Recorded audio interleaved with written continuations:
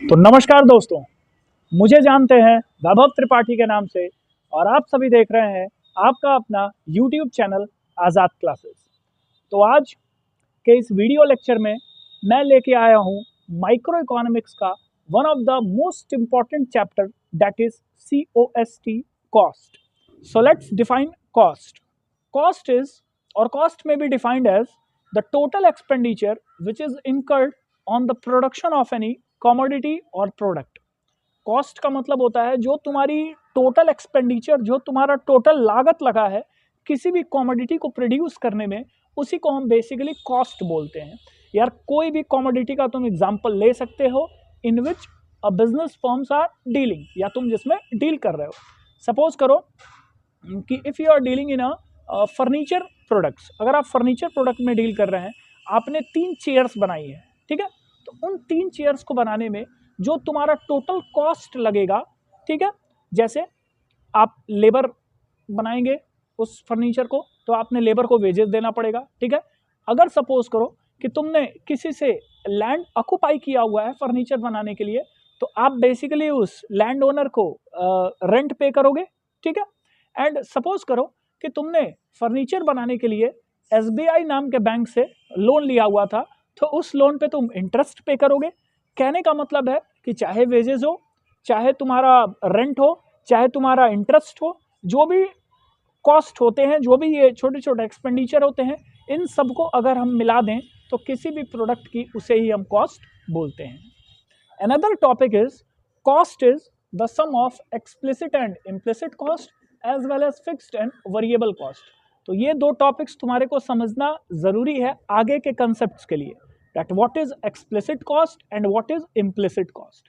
तो देखिए, explicit cost का मतलब होता है ऐसा खर्चा जो आउटसाइडर्स को बिजनेस फर्म्स पे कर रही है, ठीक है। मान लो कि एग्जांपल जैसा कि मैंने लिया है इस वीडियो में कि आप एक फर्नीचर डीलर हैं, तो अगर आप आउटसाइडर्स को पैसा पेमेंट करते हैं, जो भी पेमेंट मेड होता है आउटसाइडर्स को, जो उन्होंने आपको फैक्टर सर्विस दी हुई है, तो उस फैक्टर सर्विस के बदले में जो भी आपने फैक्टर उन्हें पेमेंट किया है, उसे ही बेसिकली हम एक्सप्लिसिट कॉस्ट कहते हैं।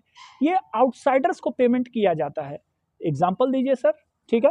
एग्जाम्पल के तौर पे वही सेम एग्जाम्पल मैं यहाँ पे तुम्हारे को बता सकता हूँ कि अगर सपोज करिए हमने फर्नीचर बनाया हुआ है, तो जो भी लेबर्स आए और लेबर्स को हमने वेजेस दिया, तो वो कैश बिजनेस से आउटसाइडर्स को बेसिकली पेमेंट हमने कर दिया, बाहर वालों को पेमेंट कर दिया है। तो ऐसे खर्चे को हम क्या कहेंगे? एक्सप्लिसिट कॉस्ट कहेंगे। बात समझ में आ रही है? सपोज करिए कि हमें रॉ मटेरियल खरीदना है, तो अगर हम रॉ मटेरियल किसी दूसरी जगह से मंगाते हैं, तो जिस जिस जगह से हमने रॉ मटेरियल मंगाया हुआ है, उस रॉ मटेरियल के डीलर को जो भी बिजनेस फर्म ने पेमेंट किया, that is an example of explicit cost. अगर बात करते हैं इम्प्लिसिट कॉस्ट की, तो इम्प्लिसिट कॉस्ट एक ऐसा कॉस्ट होता है कि जहाँ पे जो ओनर है या जो बिजनेस फर्म्स हैं, अपने ही रिसोर्सेज को यूज़ करने में जो उसका खर्चा लगता है, उसी को हम इम्प्लिसिट कॉस्ट कहते हैं। इम्प्लिसिट कॉस्ट शायद से पूरी तरह कैलकुलेट नहीं की जाती है एक्सप्लिसिट कॉस्ट की तरह, लेकिन इस कॉस्ट को बिजनेस फर्म्स मानती ज़रूर है। मैं तुम्हें एग्जांपल देता हूँ। सपोज करो कि मैं अपनी एक कोचिंग इंस्टीट्यूट डाला हुआ हूँ, ठीक है, और मैंने अपने घर में ही कोचिंग इंस्टीट्यूट डाला हुआ है सपोज। तो अगर मैंने अपने घर में कोचिंग इंस्टीट्यूट डाला हुआ है, तो क्या मैं किसी आउटसाइडर को, किसी भी पर्सन को या अपने पापा को रेंट दे रहा हूँ? नहीं, I am not paying rent. लेकिन कहीं ना कहीं अगर मैं किसी दूसरे पर्सन के यहाँ अपनी कोचिंग चलाता, तो मैं उसे रेंट पे करता कि नहीं करता? तो अगर मैं करता तो वो उस टाइम पे एक्सप्लिसिट कॉस्ट की तरह डील होता। लेकिन यहाँ पे मैं रेंट किसी को पे नहीं कर रहा हूँ, फिर भी वो रेंट कहीं ना कहीं मैं ऐसा एज्यूम कर लूँ कि मैं खुद ही को पे कर रहा हूँ, तो ऐसे कॉस्ट को हम इम्प्लिसिट कॉस्ट कहेंगे। एक और चीज़ कि अगर सपोज करो कि मैं एक अदर टीचर रखा होता अपनी कोचिंग इंस्टीट्यूट में पढ़वाने के लिए, तो मैं उसे सैलरी देता या परसेंटेज देता, व्हाटएवर, ये हमारे उसके बीच की बात है, देता कि नहीं देता यार, तो वो एक एक्सप्लिसिट कॉस्ट का एग्जांपल होता। लेकिन अगर मैं अकेले ही पढ़ा रहा हूँ, तो जो भी सैलरी, या सैलरी तो बेसिकली नहीं कह सकते हैं, जो भी फीस से मेरे को जो भी इनकम होगी, वो मैं खुद ही को पे कर रहा हूँ, तो ऐसे कॉस्ट को इम्प्लिसिट कॉस्ट का एग्जाम्पल दिया जा सकता है। सो cost can be concluded as the sum of explicit and implicit cost both. implicit cost को ही imputed cost भी कहते हैं, इम्प्यूटेड कॉस्ट का मतलब होता है कि जो बिजनेस का ओनर है अगर खुद की सर्विस के लिए खुद को ही पेमेंट करे तो उसी कॉस्ट को हम इम्प्यूटेड कॉस्ट बोलते हैं। सेकंड पार्ट जो इस लेक्चर का है, that cost is also the sum of fixed cost and variable cost. Fixed cost और वेरिएबल कॉस्ट क्या होती है? फिक्स्ड कॉस्ट मीन्स ऐसा खर्चा जो बिजनेस यूनिट्स का हमेशा ही फिक्स्ड रहे। अगर बिजनेस फर्म्स किसी भी यूनिट को प्रोड्यूस नहीं करती है या अगर बिजनेस फर्म्स प्रोडक्शन करना यानी आउटपुट बनाना चालू करती है और वो जितने भी आउटपुट्स बनाती है during the full course of any business, ये कॉस्ट ऐसी कॉस्ट होती है जो हमेशा फिक्स्ड होती हैं, ये चेंज नहीं होती हैं। It means it can be defined as fixed cost उन कॉस्ट को कहते हैं जो डायरेक्टली आउटपुट से वैरी नहीं करती हैं।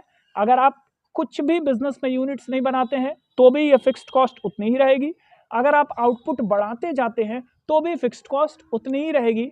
फिक्स्ड कॉस्ट एक ऐसी कॉस्ट होती है जो स्थिर होती है बिजनेस में, ये कभी भी आउटपुट से डायरेक्टली वैरी नहीं करती है। अभी मैं तुम्हारे को वेरिएबल कॉस्ट अगर बताऊं तो वेरिएबल कॉस्ट को ही अपन प्राइम कॉस्ट कहते हैं या डायरेक्ट कॉस्ट कहते हैं। ये कॉस्ट वो कॉस्ट होती है जो डायरेक्टली वैरी करती है लेवल ऑफ आउटपुट से।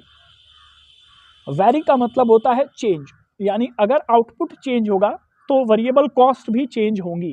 ठीक है, सपोज करो कि तुमने यहाँ पे अगर मैं बात करूँ, सपोज करिए कि आपने एक भी यूनिट नहीं बनाया था। यहाँ पे मैं यूनिट प्लॉट कर देता हूँ, यहाँ पे मैं कॉस्ट प्लॉट कर देता हूँ। सपोज करिए कि आपने 0 यूनिट बनाया हुआ था तो आपका खर्चा भी 0 होगा, यानी आपकी कोई भी वेरिएबल कॉस्ट नहीं आएगी। लेकिन जैसे जैसे आप लेवल ऑफ आउटपुट बनाते जाते हैं 1 2 3 4 5 तो your variable cost also starts increasing. So variable cost एक ऐसी कॉस्ट होती है जो अगर आप आउटपुट बिजनेस में ना बनाएं तो ये कॉस्ट भी नहीं आती है, लेकिन जैसे जैसे आप आउटपुट बनाते हैं वैसे वैसे ये कॉस्ट बिजनेस में देखने को मिलती है। तो alright guys, this was just an introductory part. मैं तुम्हें सिर्फ और सिर्फ कॉस्ट से परिचय कराना चाहता था। आगे के लेक्चर्स में I discuss this chapter in detail, so सिर्फ it was an introductory part. ठीक है, hope you like the videos और please subscribe the channel, share the videos if you like the videos. So thank you very much for giving me the support and watching the video.